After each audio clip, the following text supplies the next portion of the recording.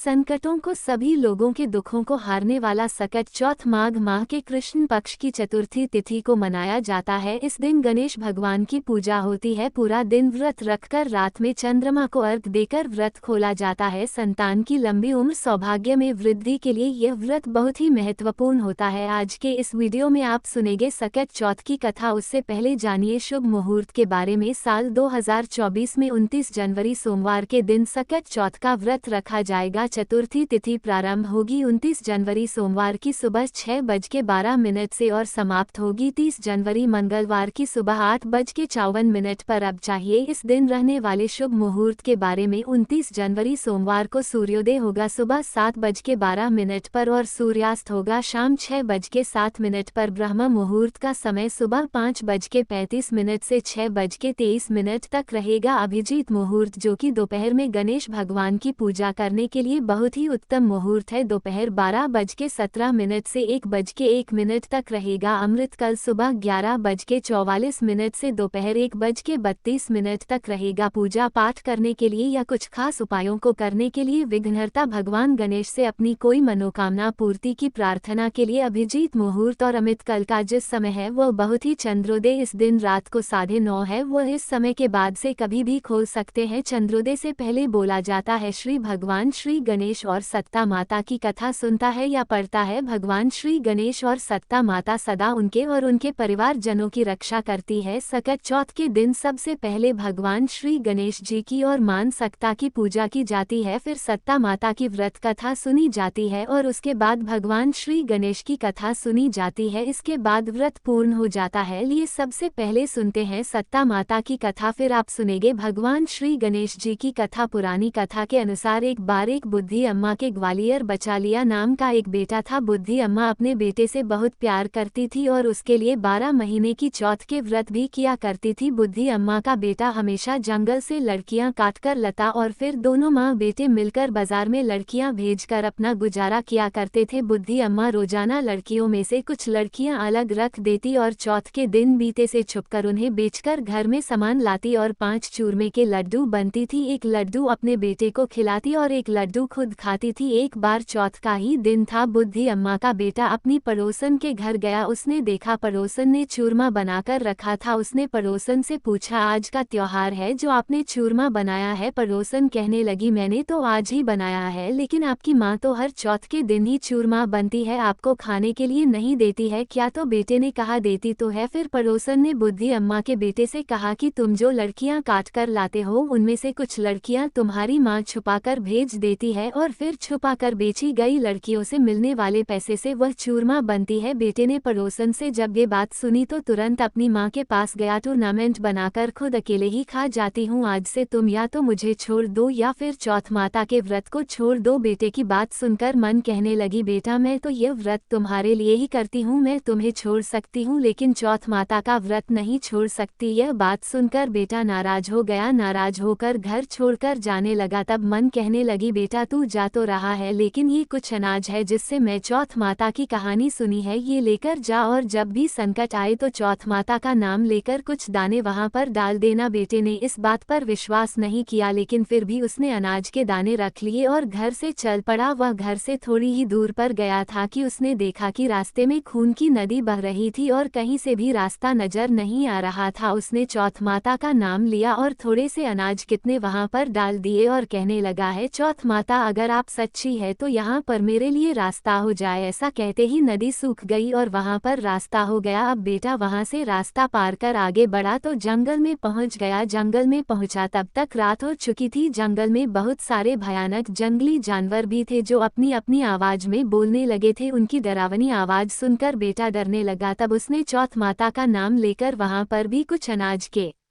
दाने डाल दिए और हाथ जोड़कर कहने लगा है चौथ माता मुझे रास्ता दिखाओ, नहीं तो ये जंगली जानवर मुझे मारकर खा जाएंगे। ऐसा कहते ही उसे रास्ता मिल गया और जंगल में चलते चलते वह एक राजा के नगर में जा पहुंचा। वहां का राजा हर महीने एक आदमी की बाली देता था। जब एक बुद्धि अम्मा के घर गया तो देखा कि पूरी अम्मा पूरी बनती जा रही थी और रोटी जा रही थी। तब वो पूछने लगा है बुद्धि में रो क्यों रही हो? तब बुद्धि में कहने लगी बेटा मेरा एक ही बेटा है और आज उसे राजा के पास बलि देने के लिए जाना ही पड़ेगा और यह पूरी पकवान मैं अपने बेटी के लिए ही बना रही हूँ। तो लड़का कहने लगा, माँ जी आप ही पूरी मुझे दे दो, मैं आपके बेटे के बदले राजा के हम बलि देने चला जाऊंगा। बुरी अम्मा ने प्रसन्न होकर इस पुड़िया दे दी। रात को सोते समय उसने अम्मा से कहा, माँ जी जब भी राजा का बुलावा आए तो आप मुझे बता देना। और आधी रात को जैसा कि पूरी अम्मा ने सोचा था राजा का बुलावा आ गया, तब बुढ़िया मत सोचने लगी, पराई बेटी को मैं बलि चढ़ाने के लिए कैसे भेज दूं। इतने में ही बेटा खुद ही उठ गया और बुरी अम्मा को कहने लगा, माँ जी मेरा थैला और मेरी लाठी दे दो। बुढ़िया माँ नहीं सोचा कि आज तक तो जो भी राजा के यहाँ गया है कोई चिंता वापस लौटकर नहीं आया, ये भी नहीं आएगा। इतनी ही देर में राजा के आदमी आए और उसको ले गए। अब आता में उसकी चेन्नई कर दी गई। जी भाग भाग राजा के पास आकर कहने लगे कि राजा जी आवा पक गया है। अब राजा सोने लगा कि 6 महीने में पहले आता पाक करता था, अब 3 दिन में ही आवाज कैसे पक गया। राजा को विश्वास नहीं हुआ बल्कि उसे हैरानी होने लगी। फिर भी उसने अपने नौकरों को भेजो। नौकर जब आता के पास पहुंचे तो उन्होंने वहां जाकर देखा कि वहां पर तो सोने चांदी के कलश रखे हुए हैं। जब उन्हें उतरने लगे तो अंदर से आवाज आई, धीरे धीरे उतारो, अंदर मानस बैठा हुआ है। राजा के आदमी कहने लगे, इसमें तो कोई भी नहीं बोलता था, आज पहली बार इस समय में से कौन बोलने लगा, कोई भूत बोलने लगा क्या। आता के अंदर जाकर देखा तो उसमें तो अनाज हुआ था। राजा की नौकर महल में पहुंचे और राजा को सारी बात बता दी। अब राजा ने सोचा मुझे खुद ही चलकर देखना पड़ेगा कि आखिर सच्चाई क्या है। राजा आया, उसने आम के पास आकर देखा तो उसने देखा एक मनुष्य वहां पर बैठा हुआ है। तो उसे पूछने लगा, अरे भाई तुम कौन हो और तुम इस आवाज में बैठ कैसे गई। तब वो बोल, मेरी माँ चौथ के व्रत करती है तो मैं चौथ माता के प्रभाव से ही जीवित बच गया हूँ। राजा को उसे लड़के की बात पर बिल्कुल विश्वास नहीं हुआ तो राजा ने इसकी परीक्षा लेने के लिए सोचा। राजा उसे कहने लगा, अच्छा ठीक है, तू एक घोड़े पर चर्चा और मैं दूसरे घोड़े पर चढ़ जाऊंगा, तेरे हाथ पैर रस्सी से बांध देंगे, अगर तेरी रस्सी खुलकर मुझ में बन जाएगी तो चौथ माता सच्ची है, इसका मतलब चौथ माता ने तुम्हारी रक्षा की है। अब राजा और वह लड़का दोनों घोड़े पर बैठ गए तो उसने थोड़े से अनाज के दाने हर बार की तरह हाथ में रखकर कहा है, चौथ माता मेरी लाज रख लेना। ऐसा कहते ही उसकी रस्सी खुलकर राजा के हाथों में बन गई। अब राजा सोने लगा कि आखिरकार चौथ माता का ही प्रभाव है जिसके कारण इस लड़के के हाथों की रस्सी मेरे हाथ में आकर बन गई। अब उसे विश्वास हो गया कि चौथ माता नहीं लड़के की रक्षा की थी। राजा बहुत प्रसन्न हुआ। तब उसने अपनी बेटी का विवाह उसे लड़के के साथ कर दिया। अब बुद्धि अम्मा का बेटा वहीं पर रहने लगा। महल में रहते रहते कई दिन हो गए तो उसने कहा है, महाराज इस महल में रहते रहते मुझे बहुत दिन हो गए हैं, गांव में मेरी माँ मेरे इंतजार कर रही होगी, मुझे मेरे गांव की और मेरी माँ की भी याद आ रही है महाराज मैं आप अपने गांव जाना चाहता हूँ। राजा ने जब ये बात सुनी तो राजा ने उसे आज्ञा दे दी, साथ ही ढेर सारा धन देकर उन्हें विदा कर दिया। दूसरी तरफ बड़ी अम्मा जब लड़कियां करती तो उनसे कटती नहीं थी क्योंकि वह तो बहुत कमजोर हो गई थी, इसलिए वह गोबर चुनकर उसे सुखाकर उसे ही बेचकर अपना गुजारा कर रही थी। पड़ोसन ने उनकी बहू और बेटे को आता देखा तो दौड़ी दौड़ी आई, बुद्धि अम्मा से कहने लगी, अरे मैं तेरी तो बहू बेटा आ रही है और आपके साथ बहुत सारा धन भी लाए हैं। बुरी अम्मा ने जब सुना तो कहने लगी, अरे बेटा काम से कम तू तो मेरे साथ ऐसा मजाक मत कर, मेरा एक ही बेटा था जिसे तूने लगा सीख कर भेज दिया। बुरी माँ का मन दुख से भर उठा, उसे अपने बेटे की बहुत याद आने लगी। फिर भी जब बुद्धि अम्मा का मन नहीं माना तो छत के ऊपर चढ़कर देखने लगी। जब उन्होंने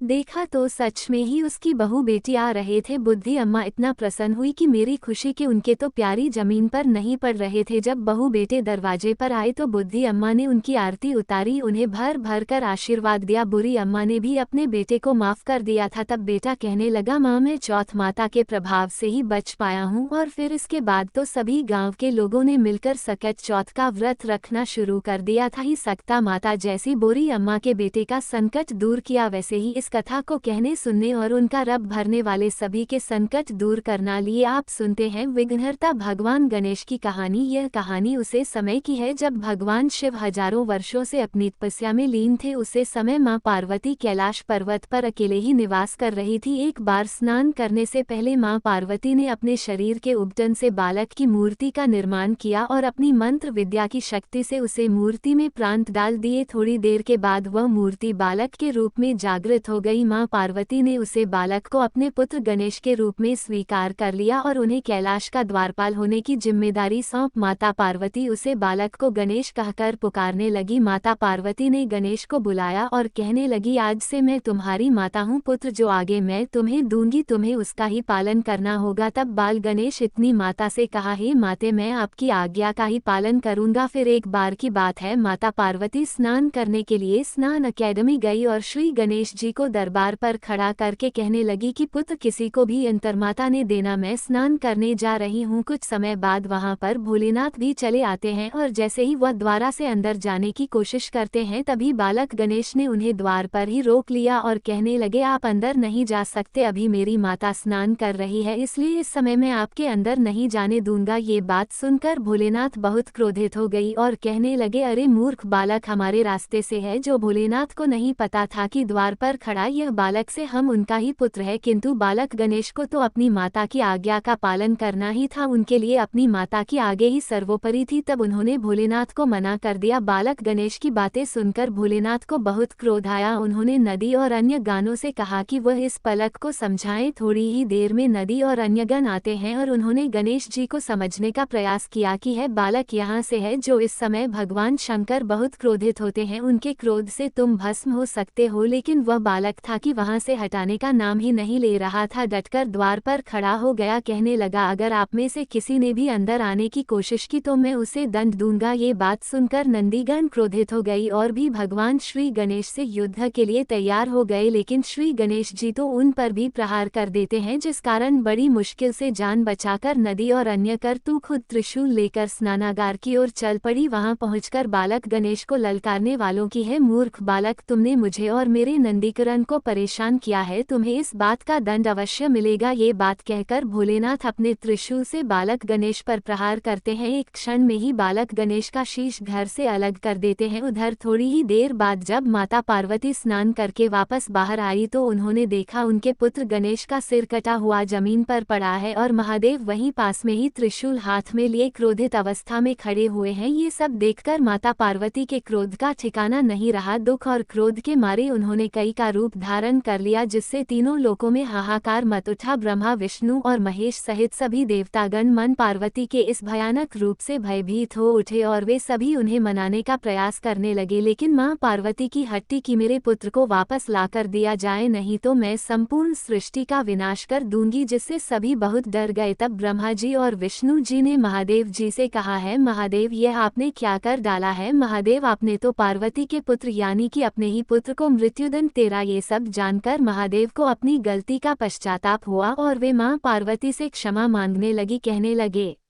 ये देवी, मुझे क्षमा कर दो, आप यह मस्तकों में वापस नहीं जोड़ सकता, लेकिन किसी पशु का मस्तक यदि मिल जाए तो मैं उसे जोड़कर पुनः बालक गणेश को जीवन दान दे सकता हूँ। तब ब्रह्मा जी ने सुझाव दिया कि पूर्व दिशा में जाकर जो माँ अपने बच्चों की तरफ पीठ करके लेटी हुई हो उसे बच्चे का सिर काटकर लेकर आओ। तब ऐसे किसी प्राणी की खोज की गई। रास्ते में सबसे पहले एक नन्हा हाथी दिखाई दिया जिसकी माँ उसकी तरफ पीठ करके लेटी हुई थी। तब नन्हे हाथी का सिर काटकर भगवान गणेश के शरीर पर लगाया गया। भगवान श्री की कृपा से बालक गणेश पुनः जीवित हो उठे। तब माता पार्वती और अन्य सभी देवताओं और ब्रह्मा, विष्णु, महेश सहित सभी बालक गणेश को आशीर्वाद प्रदान करते हैं, उन्हें अनेक प्रकार की शक्तियां प्रदान करते हैं। इस प्रकार भगवान गणेश जी का जन्म और उनके सिर पर गज का मस्तक विराजमान हुआ। इस तरह माता पार्वती के पुत्र पर आया संकट दूर हो गया, उनके पुत्र की रक्षा हो पाई। बोलिए गणेश भगवान की जय। अब सुने श्री गणेश चालीसा पाठ और आरती। जय गणपति सद्गुरु सदन कविवर बदन कृपाल विघ्न हरण मंगल करण। जय जय गिरिजा लाल मंगल भरण करण शुभ काजू। जय गज बदन सदन सुख दाता विश्व विनय का बुद्धि विधाता। वक्रतुंड सुहावना तिलक त्रिपुंड बाल मन भावन। राजत मणि मोक्तान उर्माल स्वर्ण मुकुट। श्री नारायण विशाल पुस्तक पानी कुठार। त्रिशूलम मोदक भोग सुगंधित फूलों सुंदर पीताम्बर तनिष्काजित चरण पादुका मुनि मनराजित ध्यानी शिव समान सदानंद भरता। गोरी ललन विश्वविद्यालय का जन्म शुभ कथा तुम्हारी अतिशुचि पावन मंगल किलकारी एक समय गिरी राजकुमारी पुत्र हेतु तब की ना भारी भैया की जब फूल अनुपात तब पहुँचे तुम धारी तुझे रूप अतिथि जाने के गोरी सुखारी बहु बेटी सेवा करी तुम्हारी अति प्रसन्न हमें टम्बरती ना मंटू पुत्र निकाला गणनायक गुण ज्ञान निभाना प्रथम रूप भगवान स्क्री अंतर ध्यान रूप हमें पन्ना पर बालक स्वरूप है हाँ वही लकी अति आनंद मंगल साजा देखन भी आए शनि राजा लंबोदर पिताम्बर पानी भर वंदना सरल सुंदर बकरा जय गणेश देवा माता जौकी पार्वती पिता महादेवा जय गणेश देवा माता जौकी पार्वती पिता महादेवा। उम्मीद है कि वीडियो आपको पसंद आई होगी।